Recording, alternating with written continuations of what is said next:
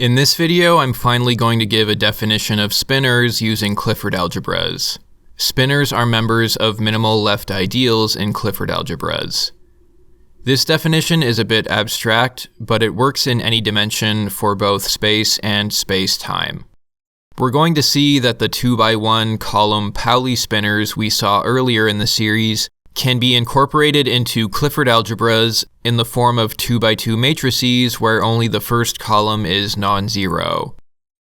These special matrices belong to a minimal left ideal, as we learned in the previous video. These matrices form a left ideal because when a matrix is multiplied onto them from the left, the result retains the same form of only the first column being non-zero. Pauli spinors are rotated using single-sided transformations with half-angle SU2 matrices, which is equivalent to the quaternions. In Clifford algebras, we write the spinor rotation using a 2x2 matrix acted on by a half-angle member of the spin 3 group, which is equivalent to the SU2 matrices. This single-sided transformation is different than vectors, which transform with double-sided transformations with half-angle SU2 matrices or half-angle members of the spin 3 group. If any of that seemed confusing, I'll explain it all step by step in this video. Let's start with a quick review of Clifford algebras and their matrix representations. The Clifford algebra CLPQ is given by P basis vectors that square to +1 and Q basis vectors that square to -1. The basis vectors are orthogonal and so they anti-commute with each other, so we can swap their order in exchange for a negative sign. For example, CL30 has three basis vectors, sigma x, sigma y, and sigma z, that all square to +1 and anti-commute with each other. This may be more familiar in the matrix representation, which is given by the Pauli or sigma matrices. Let's take a closer look at CL30, which is built from the three basic vectors sigma x, sigma y, and sigma z. But the Clifford algebra CL30 itself is 8-dimensional, because it contains one scalar, three vectors, three bivectors, and one trivector. The bivectors are sometimes called pseudovectors because they can be thought of as a rotation about an axis. The trivector is sometimes called the pseudoscalar and is often written as a capital I. You can check for yourself that the trivector squares to -1. The trivector also commutes with everything in the CL30 algebra, and so the order of multiplication with the trivector doesn't matter. In this way, the trivector in CL30 is sort of like the complex I, which is normally written in lowercase. But since we're really talking about a trivector here, we denote it with a capital I. The bivectors are sometimes written as a vector times the trivector, like this. This is their pseudo-vector form, and it emphasizes that they can be thought of as a rotation about a particular axis. We can represent all abstract symbols in CL30 as 2x2 matrices. The scalar 1 is the identity matrix. The vectors are given by the three Pauli matrices, and the rest can be computed by doing the standard matrix multiplications. The trivector or pseudoscalar is just the identity matrix times the complex I. This gives us 8 matrices in total. By adding these 8 matrices together in linear combination, we can get any 2x2 matrix with any complex entries that we like, by specifying these 8 real coefficients. Now, how do spinors fit in here? The spinors associated with 3D space are called Pauli spinors, and as we've seen in previous videos, they are written as 2x1 columns of complex numbers. According to the Stern-Gerlach experiment that deflects electrically neutral particles in a magnetic field according to their spin, the top spinor component is associated with the spin up state plus Z, and the bottom spinor component is associated with the spin down state, minus z. But everything in the Clifford algebra CL30 is made of 2x2 matrices. So how can we fit our 2x1 Pauli spinors inside of our Clifford algebra? The key to solving this problem is either very smart or very stupid, depending on your point of view. All we do is take our 2x1 Pauli spinor and extend it with an extra column of zeros, so that it becomes a 2x2 matrix. This is how we write Pauli spinors inside the Clifford algebra CL30. So our spin-up state would be this matrix with a 1 in the upper left, and our spin-down state would be this matrix with a 1 in the lower left. But how do we build these matrices using the 8 basis matrices in our Clifford algebra? Let's start with our plus z spin-up spinor. Just looking at the matrices, it looks like if we add 1 and sigma z together, we get the right answer if we divide by 2. The lower right values cancel, and 1 plus 1 becomes 2, and divided by 2 becomes 1. So this is our spin-up spinor. For our minus z spin-down spinor, it looks like sigma x and the sigma y pseudovector give us the right answer if we subtract them and divide by 2. Indeed, the upper right entries cancel, and 1 plus 1 divided by 2 gives us 1. So this is our spin-down spinor. Note that we can rewrite the sigma y pseudovector as the zx bivector, and then swap sigma z and sigma x with a sign change. Then factor out sigma x. This gives us sigma x times the spin-up spinor. And this is an alternative way of writing the spin-down spinor. So in quantum mechanics, we normally write a spinor as a linear combination of the spin-up and spin-down basis spinors, using components xi1 and xi2. But now we replace these basis spinors with these elements from our Clifford algebra, which correspond to these 2x2 matrices here. And if we rotate this spinor using a single-sided half-angle SU2 matrix, we get the same result we would expect from standard quantum mechanics, just with an extra column of zeros added on. In the language of Clifford algebras, we replace the SU2 matrix with an equivalent spin-3 group member. So now we can rotate spinors in purely symbolic notation in our Clifford algebra.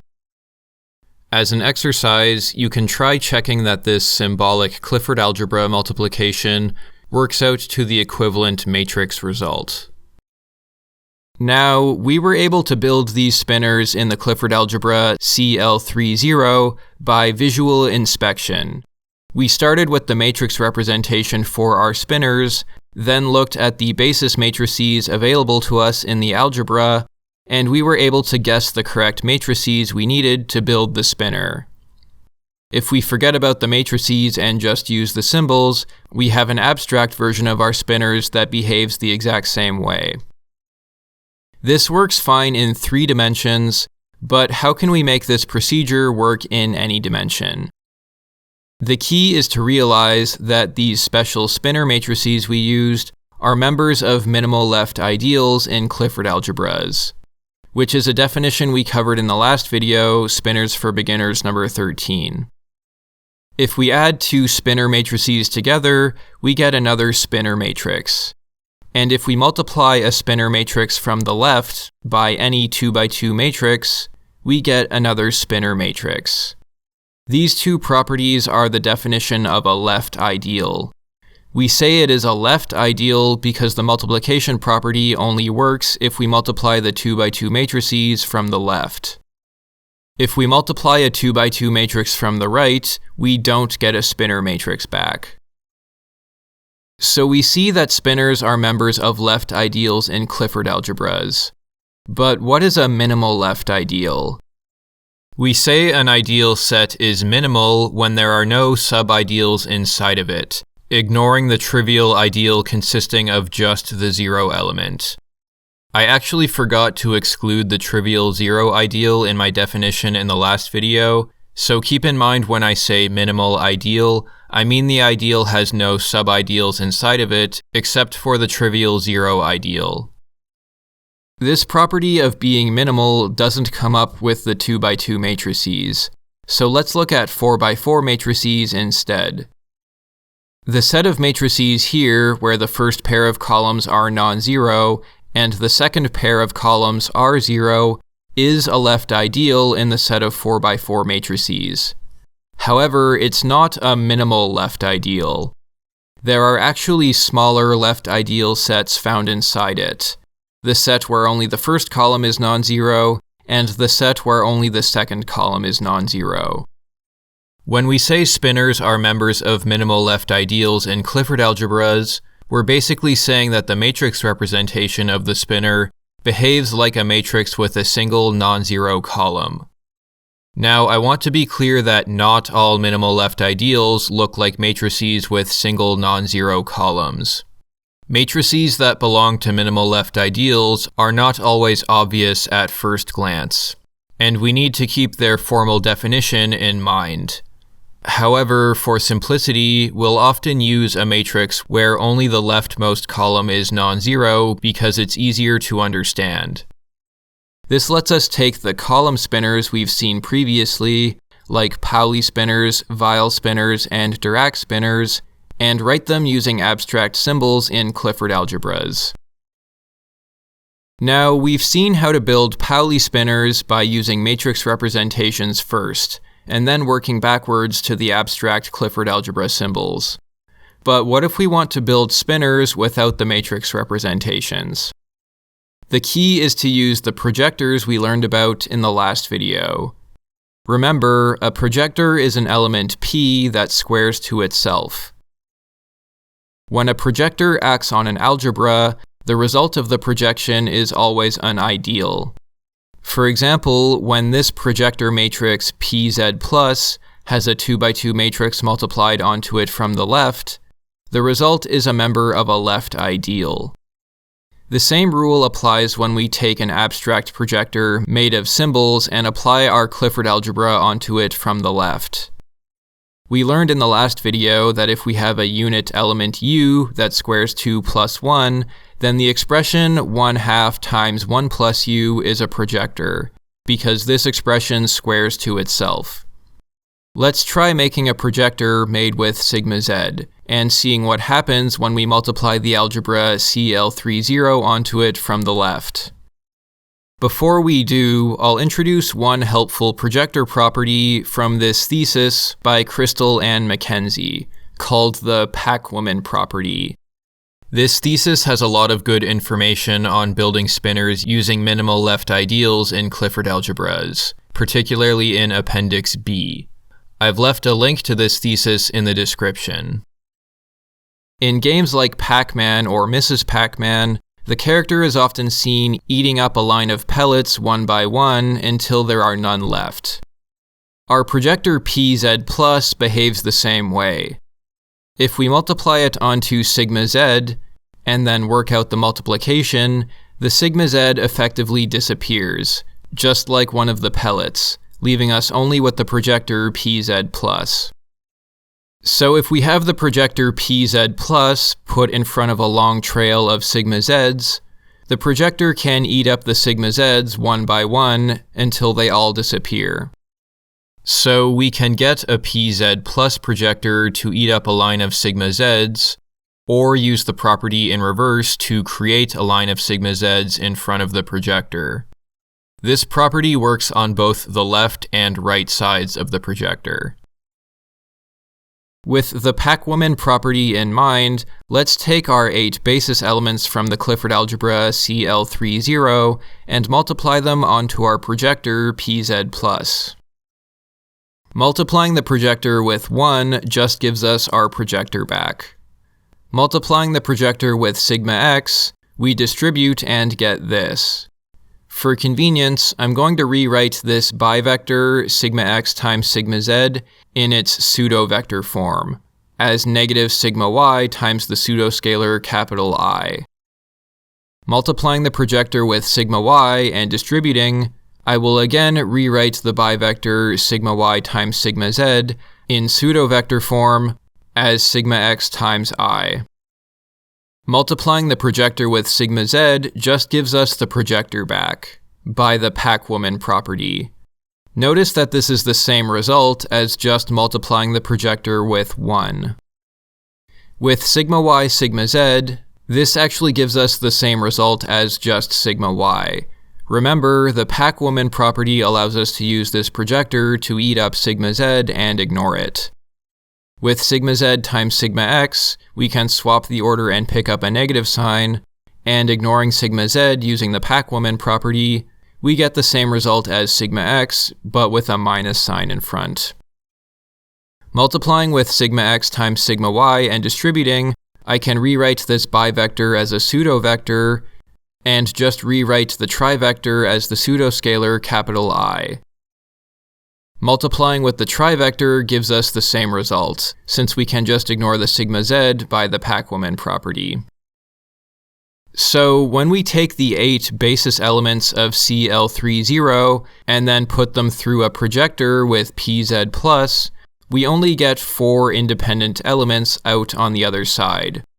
In one case, we get plus and minus versions of the same element, but these are not independent since we can go from one to the other through scalar multiplication by -1.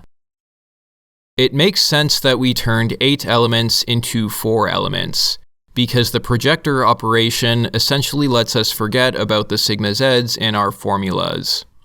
So any basis elements that only differ by a factor of sigma z get projected to the same result. So these 4 elements form a basis of our minimal left ideal in CL30. I can rewrite these elements as pz+, sigma x pz+, I sigma x pz+, and I pz+. If we write out the matrix representations of these spinors, we find they correspond to the 4 different real numbers inside a 2x1 Pauli column spinor. They are just written in abstract form instead. We can alternatively think of this as 2 basis vectors with complex coefficients in front, if we allow the pseudoscalar I to instead be represented by the complex I. Here, pz+ represents the spin up state, and sigma x pz+ represents the spin down state. Now, I would like to take this minimal left ideal definition of spinors and generalize it to any dimension. But first, I'm going to spend a little more time thinking about spinors in CL30, and make sure they're exactly the objects we want for quantum mechanics. One thing to check is to make sure spinors behave properly when we act on them with quantum operators. In the Stern-Gerlach experiment, there are 2 possible measurements, spin up or spin down. We denote these measurements by plus h⁻/2 and minus h⁻/2. Algebraically, these are measured by applying the spin z operator onto our spin states. This operator equals h⁻/2 times sigma z. So let's see what happens when we take our spin states and operate on them with sigma z. If we apply sigma z to our spin up state, this is the same thing as applying sigma z to our pz+ projector. So it gets eaten up by the Pacwoman property, giving back just our spin up state. So the spin z operator measures plus h⁻/2 on the spin up state, as expected. We can also apply sigma z to our spin down state, which we can write as sigma x times pz+. Swapping the 2 sigmas gives us a negative sign, and the pz+ projector eats up the sigma z, leaving us with the negative of our spin down state. So the spin z operator measures minus h⁻/2 on the spin down state, as expected. So we can see that our Clifford algebra spinors obey the standard rules of quantum mechanics. We can also build the plus x, plus y, and minus y states out of our plus z and minus z states, and the corresponding operators behave as expected. Something else to consider are dual spinors. In quantum mechanics, we often deal with spinors, also called ket spinors, as well as dual spinors, also called bra spinors. Put together, a bra and ket, or bracket, output a scalar complex number, which is the probability amplitude of one state collapsing onto the other. Normally, we think of bras as being the Hermitian conjugate of kets, denoted with a dagger. In other words, we take a ket column and transpose it into a row and take the complex conjugate of the entries. If we take the Hermitian conjugate of one of our 2x2 spinor matrices where only the first column is non-zero, we end up with a 2x2 matrix where only the first row is non-zero. This is a minimal right ideal of CL30. So spinors live in minimal left ideals, and dual spinors live in minimal right ideals. Remember, we get a left ideal by multiplying 2x2 matrices onto our projector from the left. And we get a right ideal by multiplying 2x2 matrices onto our projector from the right. When using the abstract symbols of Clifford algebras, the dagger operation no longer means Hermitian conjugate. Instead, it indicates the reversal operation. So if we have a general multivector M multiplied onto the projector from the left, and we take the reverse of this, we end up with the reverse of the projector times the reverse of the multivector. And since our projector is only made up of a scalar plus a vector, the reverse operation does nothing to it. So essentially, the reverse operator switches us from a left ideal to a right ideal.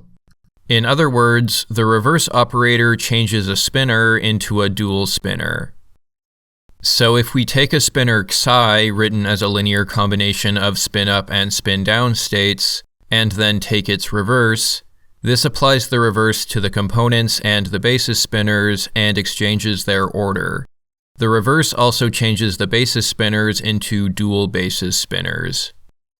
It's also worth noting that our spinor components are actually a sum of a scalar and a trivector, or pseudoscalar. When we take the reverse of this, the scalar 1 is unchanged, but the reversed pseudoscalar gets an extra minus sign. So here the reverse operator is playing a role similar to the complex conjugate. Also recall that both scalars and pseudoscalars commute with everything in the algebra, so we can move them to the left or right of basis spinors for free. Now let's try performing the inner product between a bra and a ket. If we do this using our 2x2 matrices, we unfortunately don't get a scalar. We get the inner product result in the top left entry of the matrix. But a true scalar in a Clifford algebra would be this number multiplied by the scalar 1, which is the identity matrix. How can we fix this? We get around this problem by using something called the grade projection operator, denoted with angle brackets and a subscript k. This operator takes a multivector as input and outputs the kth grade elements inside the multivector. For example, given a multivector M, the grade 0 projection gives us the scalar part. The grade 1 projection gives us the vector part. The grade 2 projection gives us the bivector part, and the grade 3 projection gives us the trivector part. The result of our dual spinor acting on a spinor is this expression times our pz plus operator, which has a scalar part plus a vector part. To get the scalar part on its own, all we do is use the grade projection operator, and then we multiply by 2 to get rid of the factor of 1/2. Note that many sources will omit the 0 subscript in the special case of a grade 0 projection as a convention in their notation. So in CL30, we calculate the inner product of two spinors zeta and xi by taking the Clifford product of zeta reverse and xi, and projecting out the scalar part, and multiplying by 2. Here, the xi acts like a ket spinor from a minimal left ideal, and the zeta reverse acts like a bra spinor, or dual spinor, from a minimal right ideal. Another thing to check is to make sure that a spinor and a dual spinor multiply together in the other direction to give a vector. In previous videos, I talked about how spinors are sort of like the square roots of vectors, because we can factor a Pauli vector into a spinor times a dual spinor. We should also check that we can multiply a spinor and dual spinor into a vector in Clifford algebras. Note that the Ket spinor has components xi1 and xi2, and the Bra dual spinor has components negative xi2 and xi1. We can write out these spinors as linear combinations of our plus Z and minus Z basis spinors. We can then rewrite the plus Z spinor as our pz plus projector, and rewrite the minus Z spinor as sigma x times pz plus. We can factor out pz plus on the right of the first term, and factor out pz plus from the left side of the second term. Because pz plus is a projector, its square equals itself. We can now rewrite pz plus as 1/2 times 1 plus sigma z. Distributing this product of 3 sums gives us 8 terms in total. We can do some simplifications here. For example, sigma x squared goes to 1, and we can flip the order of the sigmas here if we change the sign, and flip the sigmas here if we also change the sign, and set sigma x squared to 1. Also note that the plus and minus versions of these terms cancel and go to 0. We can then group the 6 remaining terms into sigma x, sigma z times sigma x, and sigma z. Next, I'll distribute the 1/2, and I'm going to rewrite the zx bivector in pseudo-vector form as I times sigma y. If we set these terms equal to 3D vector components x, y, z, and also change the trivector big I to the complex small I, we get the exact formulas for converting between 3D vector components and complex spinor components that I showed in Spinors for Beginners video 7. So in the Clifford algebra CL30, we can successfully factor a 3D vector into a pair of spinors as expected. We just have to keep in mind that the components of this 3D vector include both scalar parts and pseudoscalar parts. Now, in this video series, I've defined spinors as members of minimal left ideals in Clifford algebras. However, I mentioned in a previous video that David Hestenes, one of the leading figures in geometric algebra, defines spinors as any sum of even-graded elements in a Clifford algebra. So why are these two definitions different? The link between these two definitions is the Pacwoman property. Recall, we can get a left ideal inside our Clifford algebra by applying the algebra onto a projector pz plus from the left. The projection operation squashes our 8-dimensional space into a 4-dimensional space. In doing so, it makes it so that we can no longer tell the difference between elements if they differ by a factor of sigma z.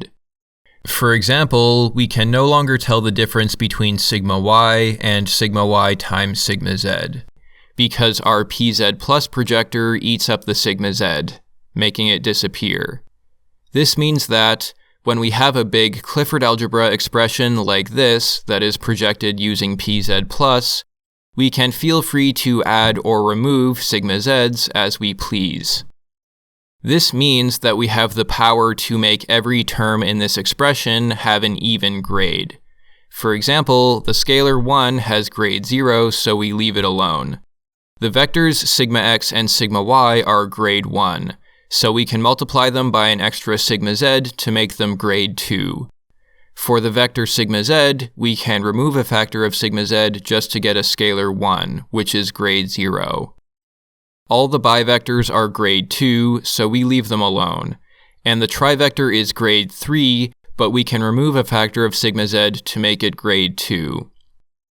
So by adding and removing sigma z's as needed, we have forced every element in this expression to have an even grade. And this is completely equal to our original spinor formula. All David Hestenes does for his definition of spinors is simply drop the projection from the right-hand side of this expression. This even-graded element behaves exactly like the Pauli spinors we've seen all along. It simply doesn't care about the fact that the second column of this matrix is non-zero, since we only care about the first column anyway. If we want to take this Hestenes style spinor and recover our minimal left ideal spinor, all we need to do is apply it to our projection operator from the left. So these two definitions of spinors aren't exactly equal, but they are pretty close. The only difference between them is whether or not we do a projection operator on the right. Now, let's take what we have for spinors in CL30 and generalize it to spacetime with CL13, and then generalize it further to CLPQ. In the spacetime algebra CL13, gamma t squares to +1 and gammas xyz square to -1, and all basis vectors anti-commute with each other. In total, there are 16 independent elements in this Clifford algebra.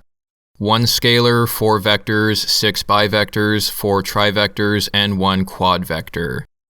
The quad vector at the top is also sometimes called the pseudoscalar, denoted with a capital I, and big I squares to -1. However, this time big I anti-commutes with vectors inside the algebra. So be careful about the ordering when writing out multiplications that involve big I. There are 2 popular matrix representations for CL13, which are the chiral basis or Weil basis and the mass basis or Dirac basis. As before, the first thing we need to get spinors in a minimal left ideal is a projector element. Recall that any element of the form 1/2 times 1 plus u, where u squares to +1, is a projector. Its complement, 1 minus the projector, is also a projector. In CL13, you might be tempted to reach for a projector like PT+, which is 1/2 times 1 plus gamma t. However, when looking at the matrix representation of this projector, we find it can be written as a sum of 2 projectors. So this projector is not a minimal projector, meaning it will not give us a minimal left ideal. Indeed, when we multiply a general 4x4 matrix onto it from the left, we get 2 non-zero columns instead of just 1. One solution is to take the result of our projection and put it through yet another projector to get an even smaller ideal. The term I gamma x gamma y squares to +1, so this can give us another projector pxy+. Note that this is the complex number I from the set of scalars used in linear combinations. This is not the pseudoscalar big I from our Clifford algebra. So we're actually making an assumption here where we're allowed to scale our Clifford algebra elements using complex numbers. So we'll add the complex c here to denote this. This is different than what we were doing previously in CL30, where we were only using real number scaling coefficients. It turns out that if we project with PT+, and then project with PXY+, we get a minimal projector P++, and this projects out the minimal left ideal, consisting of the first non-zero column in the matrix representation. Also, the existence of this projector explains why PT+ is not minimal. We can multiply PT+ by 1, and then rewrite 1 as a sum of complementary projectors PXY+ and PXY-. This gives us 2 projectors that add up to PT+, proving that PT+ is not a minimal projector. In fact, the different combinations of PT+, PT-, PXY+, and PXY- give us 4 different minimal projectors that all sum to 1, or the identity matrix. However, we're just going to go with the first option since it's the simplest. A member of this minimal left ideal is a set of 4 complex numbers arranged in a column called a Dirac spinor, which we talked about in Spinors for Beginners number 9. So this is the matrix representation of a Dirac spinor. But what does it look like in terms of abstract Clifford algebra symbols? Well, each of our projectors has its own Pacwoman property. PT plus will eat up factors of gamma t, and pxy plus will eat up factors of gamma x times gamma y, possibly with a complex I or negative sign left over depending on the swap order and coefficients in front. However, the most important property here is that gamma t commutes with I gamma x gamma y. As a result, our projectors PT plus and pxy plus also commute, so we can change their order at any time. This means we can use PT plus to eat up factors of gamma t, then swap the projector order to eat up factors of gamma x gamma y, and then swap back. So the order we multiply projectors in doesn't matter. We get to use two Pacwoman properties at the same time for free. This means that when we project our algebra using P++, the elements 1, the t vector, the xy bivector, and the txy trivector are all equivalent, allowing for different complex number scalings in front. The other equivalences are given here. So in the end, we only have 4 independent basis vector elements in our minimal left ideal. The matrix representations for these basis elements are given here. You can see that we get 4 basis elements for the 4 complex entries in the first column of our matrix. There's also a way to subdivide a Dirac spinor into a left chiral Weyl spinor and a right chiral Weyl spinor. This is done with these two projectors involving the complex small I times the pseudoscalar big I, a combination which is sometimes written as gamma 5 for short. However, note that the Dirac spinor is multiplied onto these projectors from the right. So these do not belong to smaller left ideals inside our minimal left ideal. I'll talk more about left and right chiral Weyl spinors in later videos. So we see that Dirac spinors are members of minimal left ideals in Clifford algebras CL13. How can we generalize this to CLPQ? The main question is, how do we find a minimal projector that will give us a minimal left ideal in a Clifford algebra of arbitrary size? This is addressed in a textbook by Lunesto. It turns out to be pretty easy if we just follow the pattern established in CL13. If one projector isn't enough to give us a minimal ideal, we just keep multiplying more projectors that commute with it until we get a minimal projector. Let's say we're working in the Clifford algebra CL80 with complex coefficients. We have these 8 basis vectors that square to +1. We can collect these basis vectors into bivector pairs. Since the bivectors have no elements in common, all the bivectors commute with each other. You can feel free to check this for yourself. However, each of these bivectors squares to -1, which is not useful for making projectors. So we include a scaling factor of the complex I in front of each bivector, which causes all the bivectors to now square to +1. We can now use these bivectors to construct commuting projectors, using the formula 1/2 times 1 plus u, where u is our bivector times the complex I, which squares to +1.